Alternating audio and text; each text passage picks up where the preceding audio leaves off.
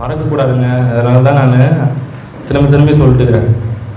Should not forget this. No, அற்ப பாவங்கள் எப்போ அது சாவான பாவமாக மாறுது, அதுலேருந்து நான் திரும்பி வரலை அப்படின்னு சொன்னால், திரும்பி வரலைன்னு சொன்னால் அது சாவான பாவமாகி விடுகிறது. இந்த எலிக்காரை சொன்ன ஞாபகம் இருக்குதா? போய் உள்ளே போய் மாட்டிக்கும், அவ்வளோதான், டெட், கான், திரும்பி வர முடியாது. இப்போ மேலே இருக்கும் பொழுதே என்ன பண்ணோம், நம்ம குதிச்சு ஓடி போய் போதும், இது போதும், இது வேண்டாம், இது ஆண்டவருக்கு பிடிக்காது, ஆண்டவருக்கு பிடிக்காது. இப்போ நம்ம திரும்பி போகணும்.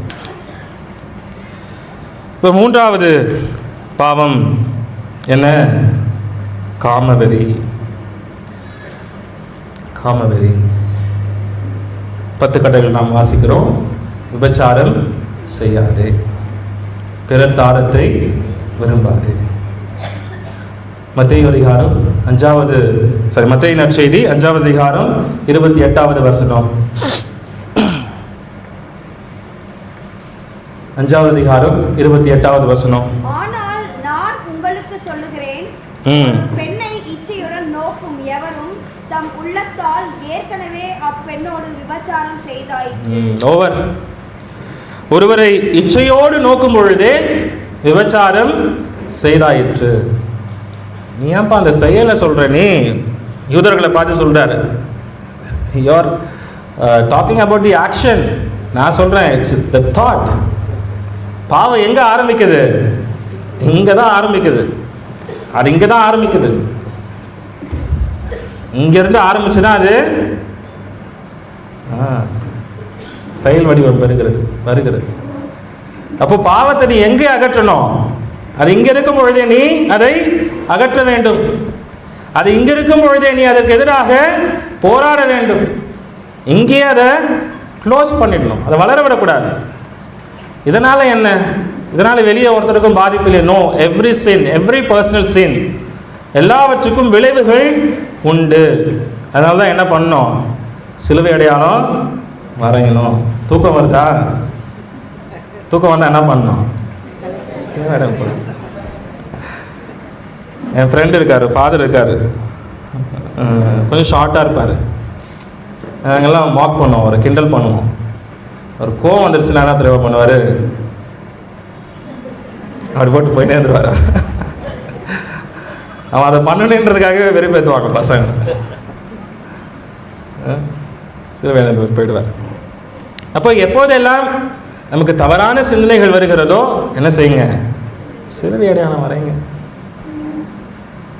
இன்னொரு ஆன்மீக பயிற்சி, நம்ம கத்தோலிக்க பாரம்பரியத்தில், நம்ம இந்தியன் ட்ரெடிஷன்லேருந்து வருது, இந்திய பாரம்பரியத்திலிருந்து அது வருவது என்ன அப்படின்னு சொன்னால், இயேசு நாம ஜெபம். இயேசு நாம ஜெபம். இப்போ இன்னைக்கு இதுவும் மறைஞ்சு போச்சு. இயேசு நாம ஜெபம் அப்படின்னு சொல்வது வெரி சிம்பிள். இயேசுனுடைய பெயரை உச்சரித்து கொண்டே இருப்பது. இப்போ இக்னாசியார் தியானத்தில், இக்னேஷியன் ரெட்ரீட்டில் எங்களுக்கு அதை சொல்லிக் கொடுக்குறாங்க. இப்போ எங்களுக்கு சொல்லிக் கொடுத்த ஃபாதர் சொல்கிறாரு, you tell 1000 times the name of Jesus in a day. Calculate பண்ணுங்க. அப்போ எங்களுக்கு அவர் பயிற்சி கொடுக்கும்பொழுது என்ன சொன்னார்? எங்கள் டைரியை கீப் பண்ண சொன்னார். நீ எப்பப்பெல்லாம் சொல்கிறியோ அப்போல்லாம் நோட் பண்ணு, எத்தனை முறை சொன்னால் நோட் பண்ணு. At the end of the day calculate பண்ணி என்கிட்ட ரிப்போர்ட் சப்மிட் பண்ணணும் அப்படின்னு சொன்னார். அப்போ அப்படியாக எங்களுக்கு பயிற்சி கொடுக்கப்பட்டது. இயேசு நாம ஜெபம். அப்போ எப்பொழுதெல்லாம் இந்த சிந்தனை, தவறான சிந்தனை வருகிறதோ, அல்லது என்னை அழுத்தி போடுகிற சிந்தனை என்னுள் ஏற்படுகிறதோ, என்ன சொல்லுங்க? இயேசுனுடைய பெயரை சொல்லுங்க. அழகா சொன்னாங்க அம்மா. இது எங்கள் அம்மா எனக்கு சொல்லி கொடுத்தாங்க. பயம் வந்தால் என்ன சொல்லணும்? எனக்கு இருட்டை பார்த்தா பயம். இருட்டில் என்னால் இருக்க முடியாது. ஆனால் பாருங்கள், இப்போ தனியாக தான் இருக்கிறேன், இருட்டில் இருக்கிறேன். எங்கள் அம்மாவுக்கு இது ஒரு கவலை, எப்படி என் பிள்ளை தனியாக இருக்கிறது தெரியல அப்படி சொல்லிட்டு. நான் எப்பயுமே எங்கள் அம்மா அப்பா இதை கட்டி பிடிச்சி 10 மணி லைட் ஆஃப் பண்ணா. அப்போது sometimes I use to fear a lot. அப்போ அம்மா சொல்லுவாங்க, இயேசுவின் ரத்தம் ஜெயம் சொல்லு அப்படி சொல்லுவாங்க. இயேசுவின் ரத்தம் ஜெயம் சொல்லு. இயேசுவின் ரத்தம் ஜெயம் சொன்னால் பேய் பிசாலாம் போயிடும் அப்படி. பேய் பிசாஸ்லாம் ஒன்றும் கிடையாது. இப்போ தான் எனக்கு புரியுது அதெல்லாம். அப்போ நமக்கு அதெல்லாம் பயப்படுத்தி வச்சாங்க. ஸ்கூலில் போனோம், வீட்டில் சொல்ல மாட்டாங்க. இந்த ஸ்கூல்லலாம் போகிறோம்ல, இப்போ பசங்களாம் சொல்லுவாங்க, பேயை பார்த்தேன், எங்கே பார்த்தேன், அங்கே பார்த்தேன், தாண்டிய தலையை விரித்து போட்டு இருந்துச்சு, வெள்ளை கலரில் வந்துச்சு. இந்த படத்தெல்லாம் பார்க்கணும். பேய் அப்படிலாம் இருக்காருங்க. யார் பேய்? நீங்கள் தேர்ந்தெடுக்கப்பட்ட மக்கள், ஆசீர்வதிக்கப்பட்ட மக்கள். நான் தான் பேயின்னு காலிலேருந்து சொன்னதெல்லாம் வேஸ்ட்டாக போச்சு.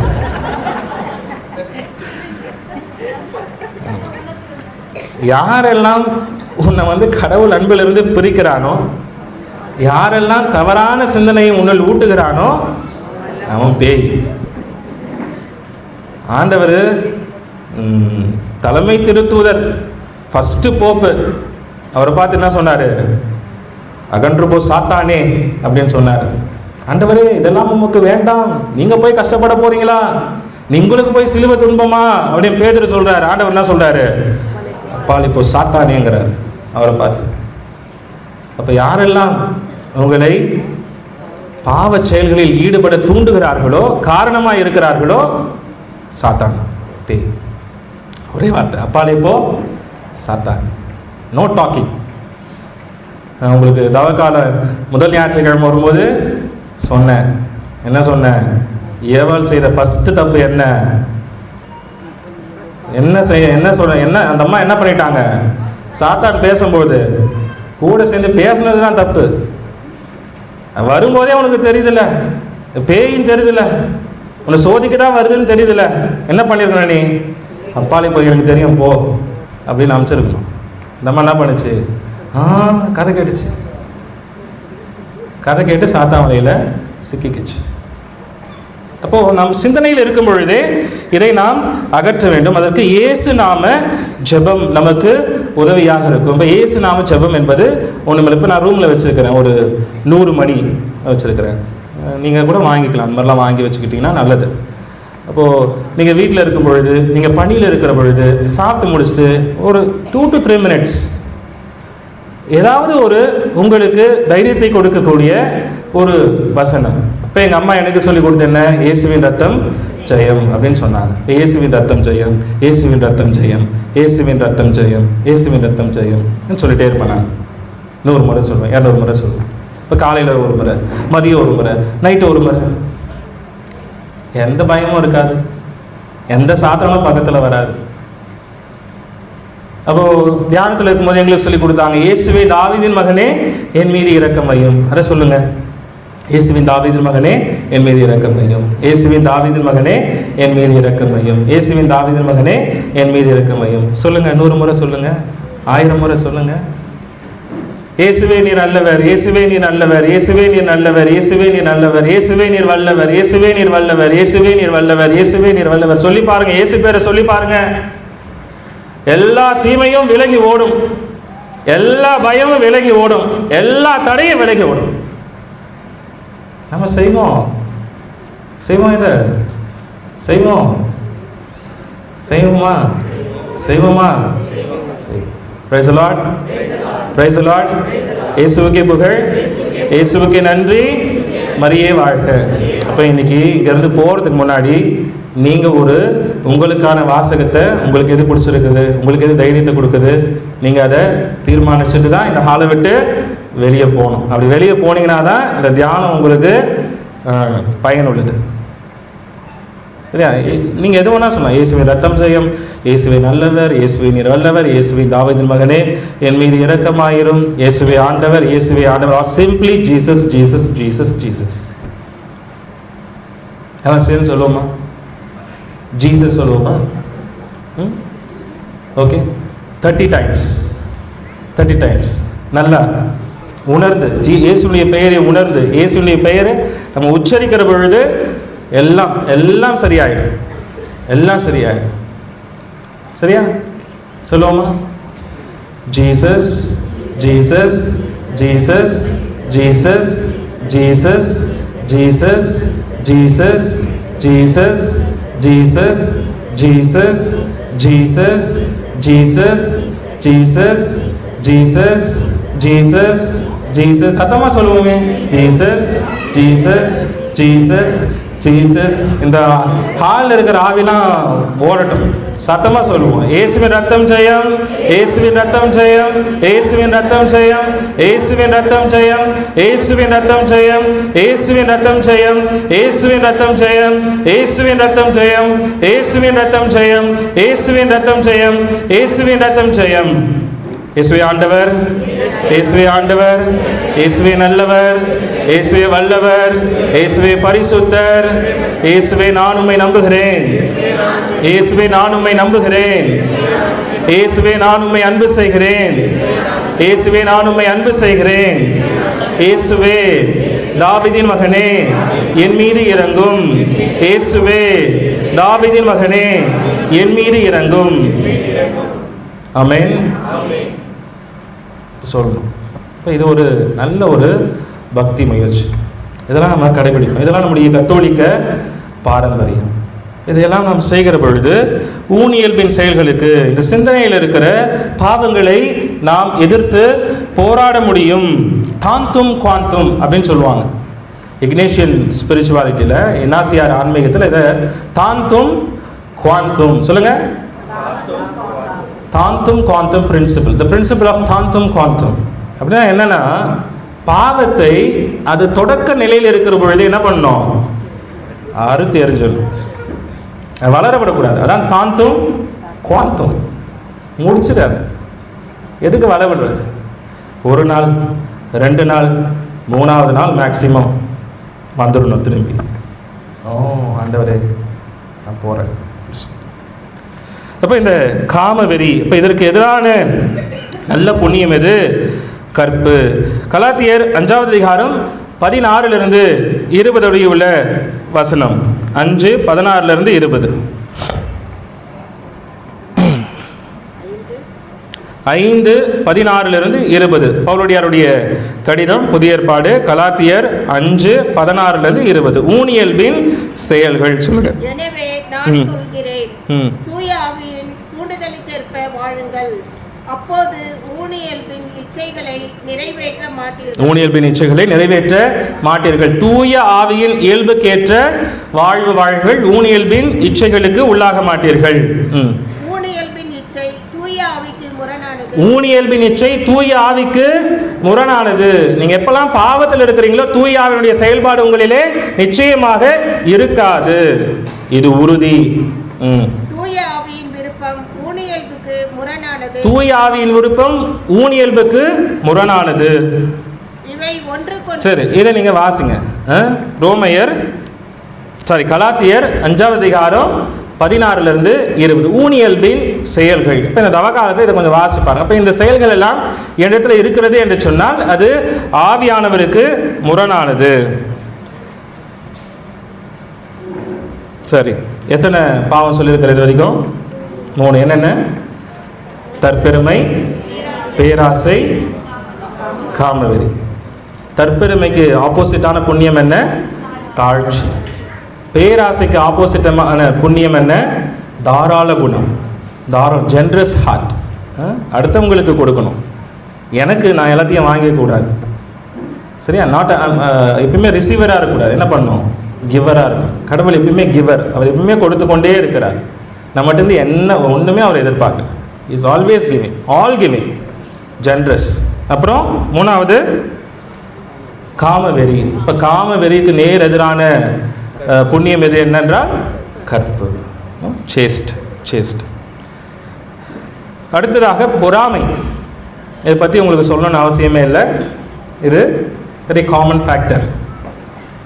நம்ம நல்லா இருந்தால் அடுத்தவங்களுக்கு ஸ்டொமக் பர்னிங் தான் இல்லையா? புகை வெளியே வரும், அப்படியே நமக்கும் வரும், அடுத்தவங்களுக்கு மட்டும் இல்லை, அப்படியே லைட்டாக வரும். அப்படியே மேக்கப் பண்ணிப்போம். ஓ சூப்பர், வெரி குட், எல்லாம் வெளியே வரும். அப்போது இந்த பொறாமை தான் விவிலியத்தில் ஒரு சகோதர அன்பை பிரித்தது. யார் அது? எஸ், காயின் ஆபேல். இப்போ பாருங்கள், தொடக்க நூல் 4வது அதிகாரம் 3 to 8 வரை உள்ள வசனங்கள். அதே போல் தொடக்க நூல் 37வது அதிகாரம் யோசேப்பும் அவருடைய சகோதரர்களும். இப்போ அவங்க சகோதரர்கள்லாம் ஒரு இடத்துல இருக்கிறாங்க. யாக்கோபு அனுப்பிச்சு வைக்கிறாரு, போய் அவங்க அண்ணன்மார்கள்லாம் பார்த்துட்டு வாப்பா அப்படின்னு அனுப்பிச்சு வைக்கிறாரு. அவர் வரும்போது என்ன சொல்கிறாங்க, வராமல் பாடுறாங்க, இவன் தான் அவங்க அப்பாவுக்கு ரொம்ப செல்ல பிள்ளை, இவனை நம்ம காலி பண்ணிடலாம். ஏன்னா என் சொத்து செல்ல பிள்ளை, சொத்து இவனுக்கு தான் அதிகமாக பிரித்து கொடுப்பாரு. இவனை காலி பண்ணிட்டா நம்ம பக்கம் திரும்பி வரப்பா. பொறாமை அடுத்தவரை பார்த்து பொறாமைப்படுவது. 1 சாமுவேல் 18வது அதிகாரம் 6 to 11 சவுலும் தாவீதும். இதெல்லாம் விவிலியத்தில் இருக்கிற பொறாமைக்கான எடுத்துக்காட்டு கதைகள். அவர் பெரிய அரசர், சவுல் பெரிய அரசர் இல்லையா? தாவீதை பார்த்து பொறாமைப்படுறார், சின்ன பையன். பொறாமை வயசு பார்த்தெல்லாம் வராது. மாமியார் மருமகள் மேலே பொறாமைப்படுவார்கள், மருமகள் மாமியார் மேலே பொறாமைப்படுவார். அதே போல தான் மருமகன் மாமனார் எல்லாம். Sometimes it is between husband and wife இல்லையா? அதுவும் இருக்கிறது. கணவன் மனைவிக்குள்ளே பொறாமை எண்ணம் இருக்கிறது. அப்போ இதற்கு நேர் எதிரான புண்ணியம் என்ன? பிறர் அன்பு. தன்னைத்தான் நேசிப்பது போல பிறரையும் நேசிப்பது. இப்போ எத்தனை பாவம் ஆச்சு சொல்லுங்க? தற்பெருமை, பேராசை, காமவெறி, பொறாமை. பார்க்கணும், இதெல்லாம் நம்ம செக் பண்ணணும். அடுத்தது பெருந்தீனி.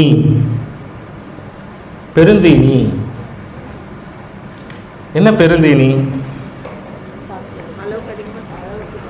அளவுக்கு அதிகமாக சாப்பிடுவதா? மற்றவங்களையும் பிடுங்கி சாப்பிட்றதா?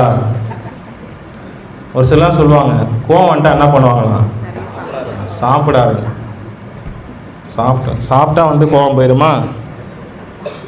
அப்போது இந்த நொறுக்கு தீனி, எனக்கு food, we have to respect the food இல்லையா? அப்போது கிராமத்திலலாம் சொல்லுவாங்க, ஒரு பருக்கு கூட கீழே சிந்தக்கூடாது. இப்போ விவசாயிகள்லாம் நம்ம பார்க்குறோம், அவங்களாம் ரொம்ப ரெஸ்பெக்ட் பண்ணுவாங்க இல்லையா? இப்போ உணவுக்கு மதிப்பு கொடுக்கணும்.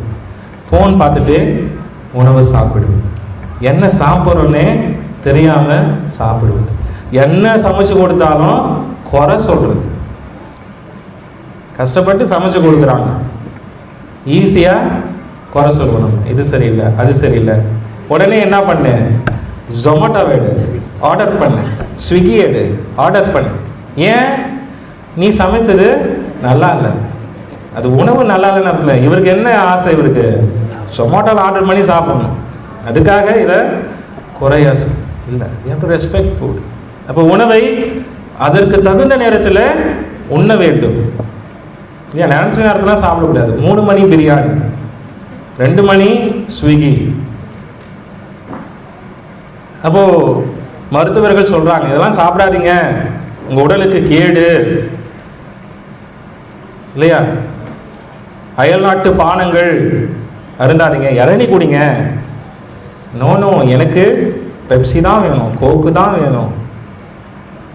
நிறைய பானம் வந்துடுச்சு இல்லையா? இப்போது அதெல்லாம் சாப்பிட்டு ஹாஸ்பிட்டலில் குழந்தைங்க பார்க்கும்போது ரொம்ப கஷ்டமாக இருக்கு இல்லையா? when we go to children's hospital.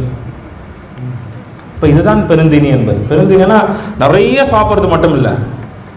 நான் எப்பொழுதெல்லாம் உணவை அவமதிக்கிறேனோ நான் கடவுளை அவமதிக்கிறேன். ஏன்னா உணவை கொடுப்பது யாரு? கடவுள் தான் கொடுக்குறார். அப்போ இது பெருந்தீனி உண்ணுதல், அது பாவம். இப்போ we have to respect food. அளவோடு உண்ணுதல் திருச்சபை நமக்கு சொல்றது. என்னென்ன பாவம் சொல்லியிருக்கிறேன்? தற்பெருமை, பேராசை, காமவெறி, பொறாமை, பெருந்தீனி, உண்ணுதல். 6வது பாவம் என்ன? தலையான பாவங்கள். இதெல்லாம் தலையான பாவங்கள், கேபிட்டல் சின்ஸ். சரியா? இவங்க கிட்டேருந்து தான் மற்றவங்க எல்லாம் வளர்ந்து வராங்க. சரியா? இப்போ 6வது பாவம் என்ன? சீற்றம், சினம், கோபம். 2 சினம் இருக்கு. அறச்சினம் ஒன்று இருக்கிறது. நம்ம மனிதர்கள், நமக்கு உணர்வுகள் இருக்கிறது இல்லையா? உணர்வுகள் இருக்கிறது. அப்போ கோபம் என்பது ஒரு உணர்வு இல்லையா? அப்போ கோபம் மனுஷனாக இருந்தால் கோபம் வரணும்.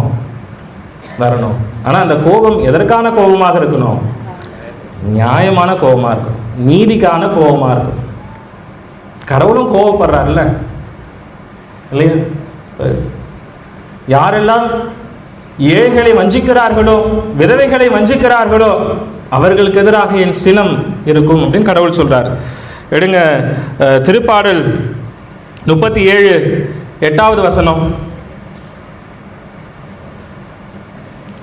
திருப்பாடல் 37:8 வசனம்.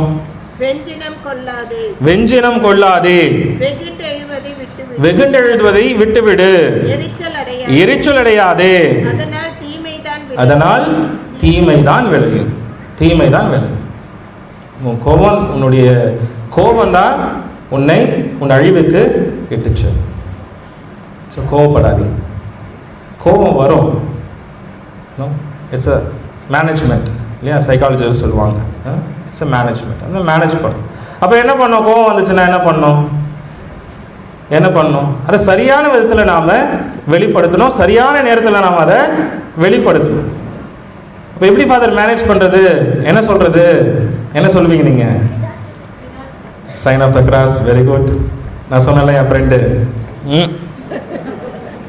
போ, என்ன ஆக போகுது? நான் ஒன்றும் கிடையாது. நீங்கள் கோவப்பட்டீங்கன்னா தான் பிரச்சனை பெருசாகிட்டே போகும். கோவப்படலைன்னா புஷ்பான மாதிரி பொசிங்க போயிடுவாங்க. ஏசு நாம சொல்லும், ஆங்கர் தெரப்பி. ஏசு நாம சொல்லும். கோவம் வருது, ஸ்ட்ரெஸ் அதிகமாக இருக்குது, எங்ஸைட்டியாக இருக்குது, ஏசு நாம சொல்லுங்கள். இயேசுவே நான் உண்மை அன்பு செய்கிறேன்னு சொல்லுங்கள். இயேசுவே நான் உண்மை நம்புகிறேன்னு சொல்லுங்கள். கோபம் விலகி போகும். எபேசியர் 4வது அதிகாரம், புதிய ஏற்பாட்டில் எபேசியர் 4வது அதிகாரம் 26வது வசனம்.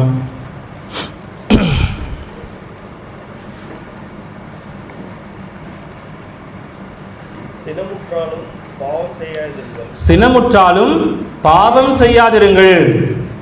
கோபம் வரும் தான், ஆனால் கோபம் வந்தாலும் என்ன பண்ணுங்க? பாவம் செய்யாதிருங்கள். பொழுது சாய்வதற்குள் உங்கள் சினம் தனியட்டும். அவள் தான் கடவுள் டைம் லைன் கொடுக்கிறார். பொழுது சாய்வதற்குள் உங்கள் சினம் தனியட்டும். Next day morning, don't carry it till next morning, next day. அன்னைக்கு நைட்டே அதை முடிச்சிருங்க. ஜெபம் செய்யுங்க, இறைவார்த்தை எடுத்து வாசிங்க. ஆங்கர் தெரப்பி, இதெல்லாம் ஆங்கர் தெரப்பி. சரியா? இப்போ சீற்றம். இப்போ இதற்கு எதிரான புண்ணியம் என்ன? பொறுமை, பேஷன்ஸ். சரியா? கடவுள் நமக்கு, திருச்சபை நமக்கு சொல்லிக் கொடுக்கிறது. இப்போ என்னென்ன பாவம் சொல்லியிருக்கிறேன்? தலையான பாவங்கள் தற்பெருமை, பேராசை, காமவெறி, பொறாமை, பெருந்தீனி உண்ணுதல், சீற்றம். இன்னும் ஒன்று என்ன கடைசி? சோம்பல், லேசினஸ். அப்போ இதற்கு எதிரான நேர் புண்ணியம் என்ன அப்படின்னு சொன்னால் சுறுசுறுப்பு. அப்போ இந்த சோம்பல் தான் நம்மை ஒரு விஷம், இட்ஸ் அ ட்ரக் என்று சொல்லுகிறார்கள். இந்த சோம்பல் என்பது இட்ஸ் அ ட்ரக். நம்மை ஒரு போதையிலே வைத்திருப்பது இந்த சோம்பல். இப்போ இந்த சோம்பல் இருக்கிறவங்க எப்படி இருப்பாங்கன்னு சொன்னால், எப்பயுமே பிஸியாக இருப்பாங்க. சோம்பேறியாக இருக்கிறவங்க எப்பவுமே தன்னை வேலை இல்லாதவங்களா காட்டிக்கொள்ளவே மாட்டாங்க.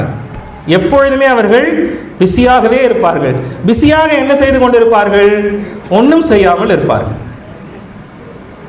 ஒரு காமெடி, திரைப்பட காமெடி கூட இருக்கு இல்லையா? வடிவேல் காமெடி.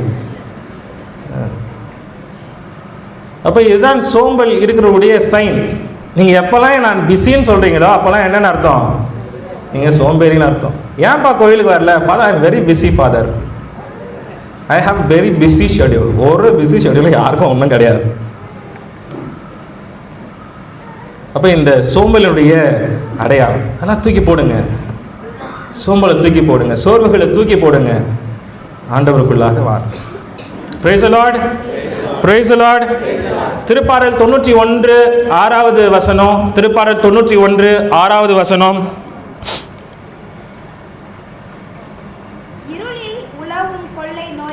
இரவில் உலவும் கொள்ளை நோய்க்கும் நண்பகலில் தாக்கும் கொடிய வாதைக்கும் நீர் அஞ்ச மாட்டீர்.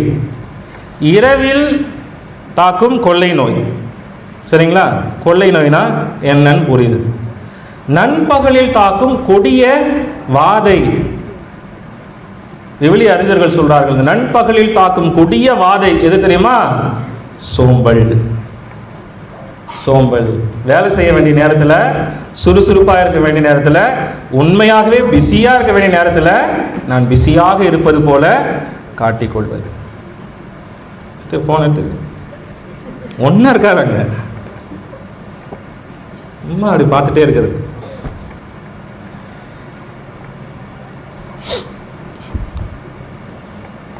நம்முடைய திருத்தந்தை அவர்கள் இப்போ 7 சொல்லியிருக்கிற இல்லையா? என்னென்ன?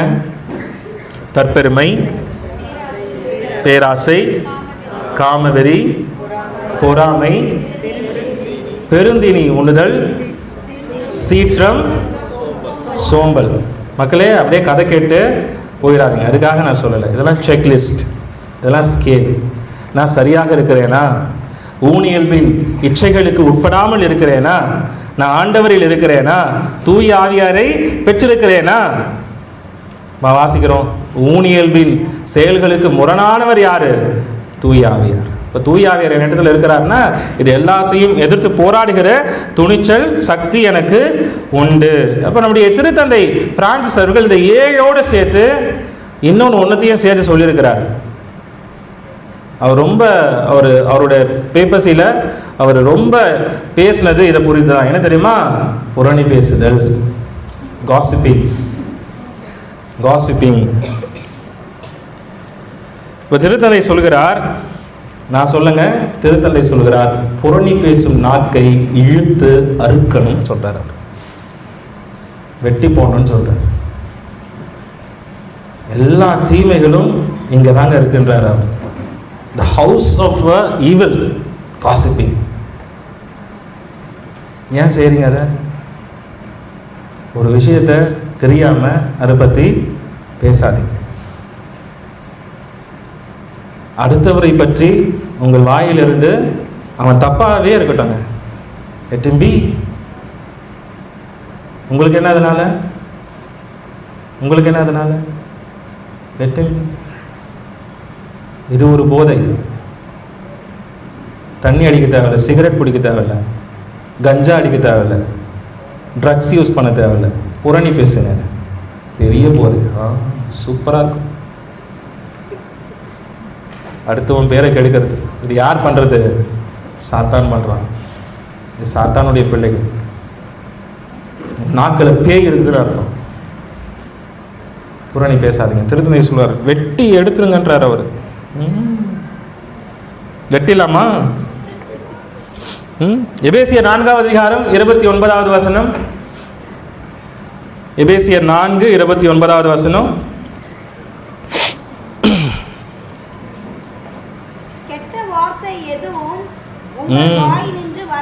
கெட்ட வார்த்தை எதுவும் உங்கள் வாயினின்று வரக்கூடாது.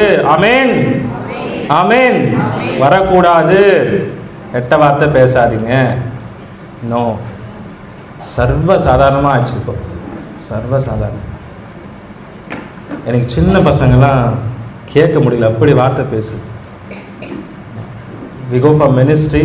அப்போ நான் தெருவில் நடந்து போயிட்டுருக்கிறேன். ஒரு அம்மா சொல்லுது, அவங்க அப்பாவை பார்த்து சொல்லுது. ஒரு பேட் வேர்டு சொல்லி, உங்கள் அப்பா பார்த்து சொல்லு. அவன் 10 வயசாகி 15 வயசாகி 20 வயசாகி சொல்லும் போது குத்துது, உடையுது. ஃபாதர், என் பிள்ளை என்னை மதிக்கிறதே இல்லை ஃபாதர். இப்போ சின்ன வயசில் சின்ன பசங்களாம் இப்போ கூப்பிட்றாங்க, டாடா, வாடா, போடா. ஜாலியாக இருக்கு. இப்போ என் பிள்ளை என்னை இப்படி தான் ஃபாதர் கூப்பிடுவான். We are friends father. ஆமாம், அவன் 40 வயசு ஆகி டேய் வாடா, நீங்கள் எதனா சொன்னீங்கன்னா டேய் போடா, அப்போ என்ன ஆகுது? வலிக்குது. அப்போ வருத்தப்பட்டு ஒரு பிரயோஜனமும் கிடையாது. அப்போ சின்ன வயசுலேயே நல்ல வார்த்தைகளை சொல்லிக் கொடுங்க. தவறான வார்த்தைகளை பேசுகிறாங்களா, கண்டிங்க, என்ஜாய் பண்ணாதீங்க. என் பிள்ளை எப்படி பேசுது பாருங்க, சொல்லாதீங்க. விடுதலை பயணம் 23வது அதிகாரம் 1வது வசனம்.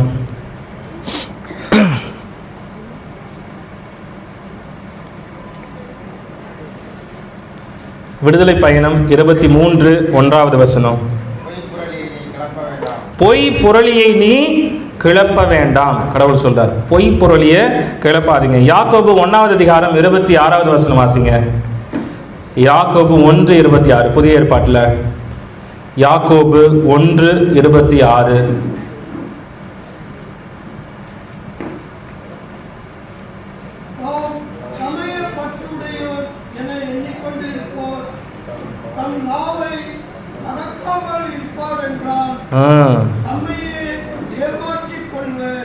எஸ்,